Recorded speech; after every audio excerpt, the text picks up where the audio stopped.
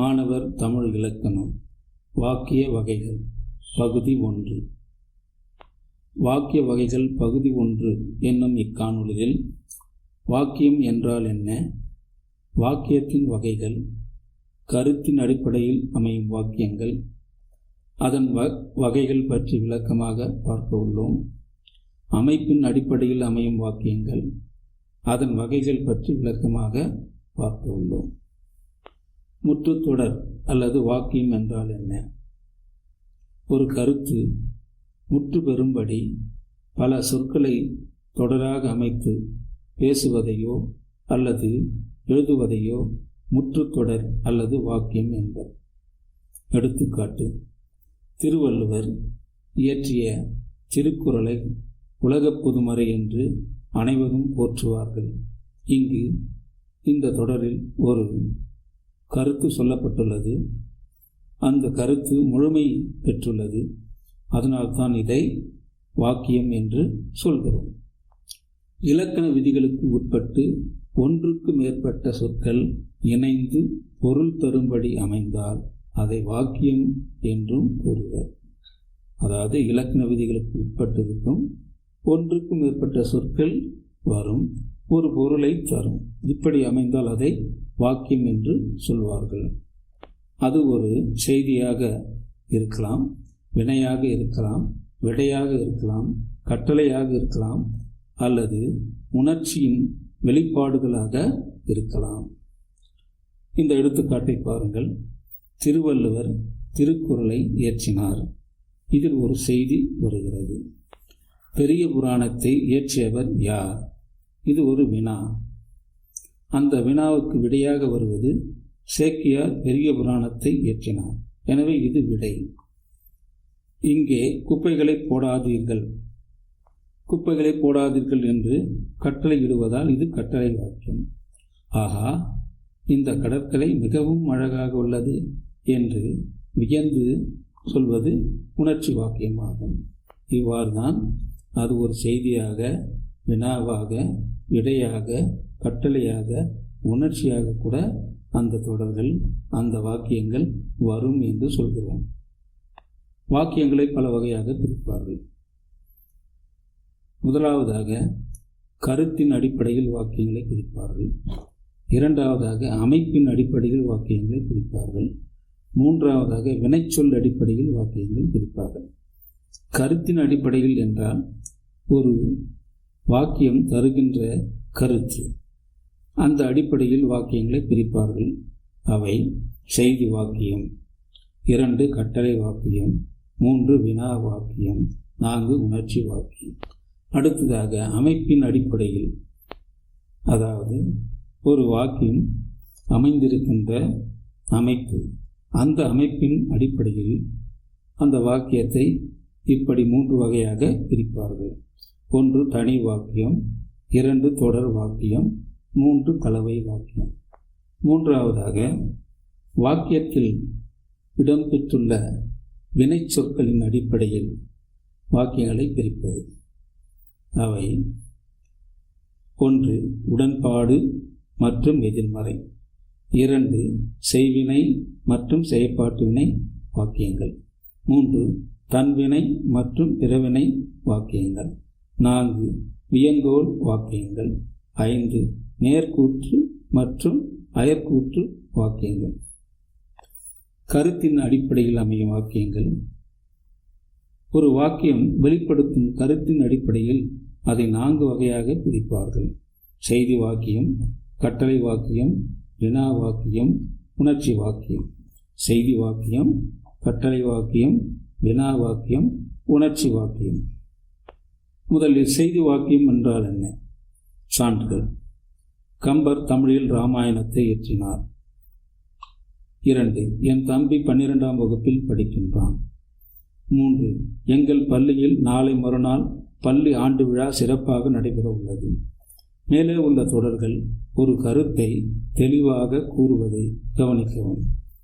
அதனால் கூற வந்த செய்தியை தெளிவாக கூறுவதை செய்தி வாக்கியம் என்று சொல்வார்கள்.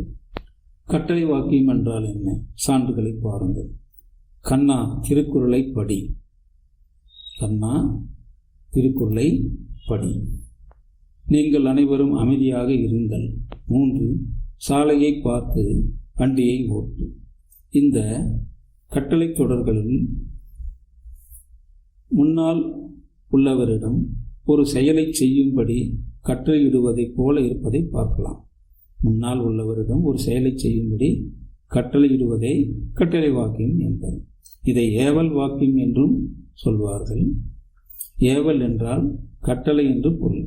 இதன் இறுதியில் வரும் வினைச்சொற்கள் பொதுவாக வினைச்சொற்களின் அடிச்சொற்களாக இருக்கும். பாருங்கள், இங்கு படி என்பது வினைச்சொல்லின் அடிச்சொல்லாக இருப்பதை பார்க்கலாம்.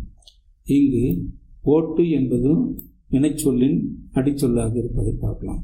இங்கும் வினைச்சொல்லின் அடிச்சொல்லாக இருப்பது இரு என்பதும் வினைச்சொல்லின் அடிச்சொல்லாக இருக்கிறது.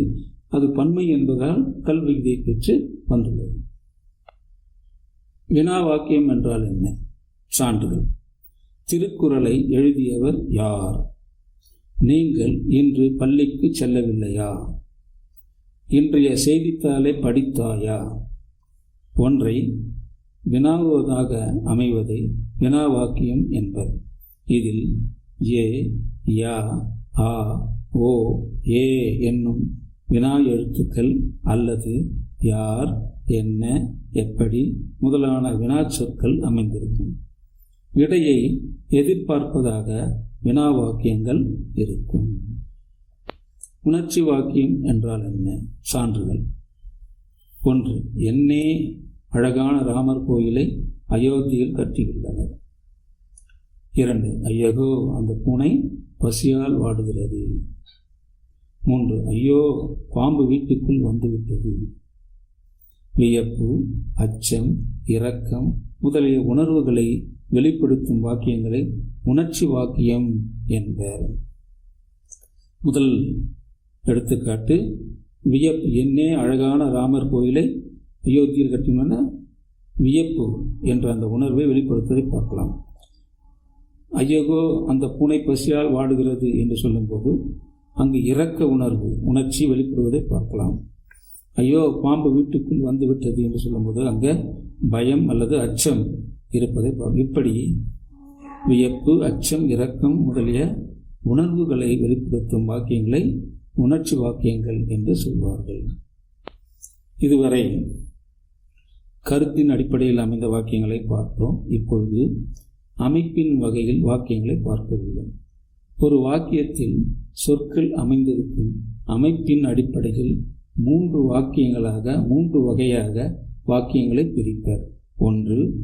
தனி வாக்கியம். 2. தொடர் வாக்கியம். 3. கலவை வாக்கியம். தனி வாக்கியம் என்றால் என்ன? சான்றுகள்.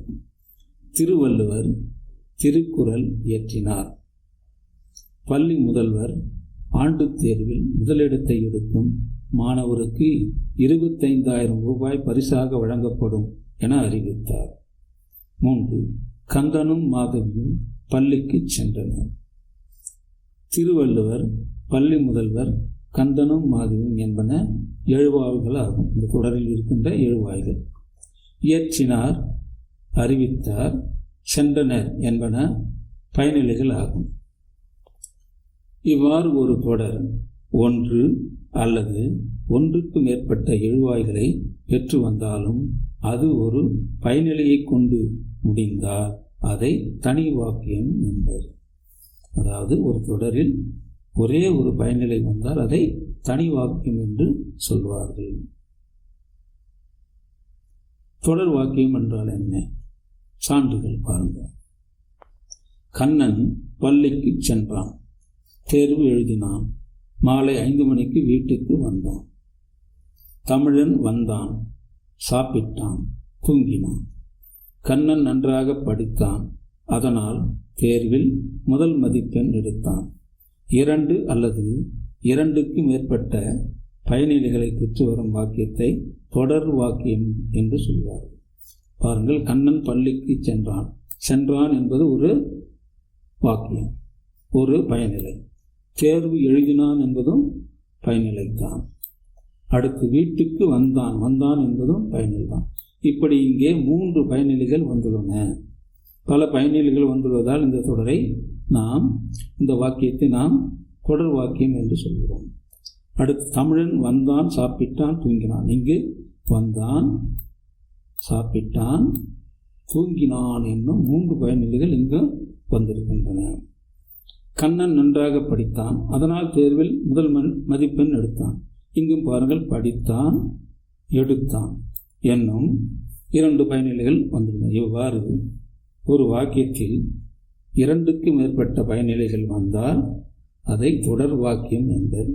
முன்னர் குறிப்பிட்டது போல ஒரே ஒரு பயனிலை வந்தால் அதை தனி வாக்கியம் என்பர்.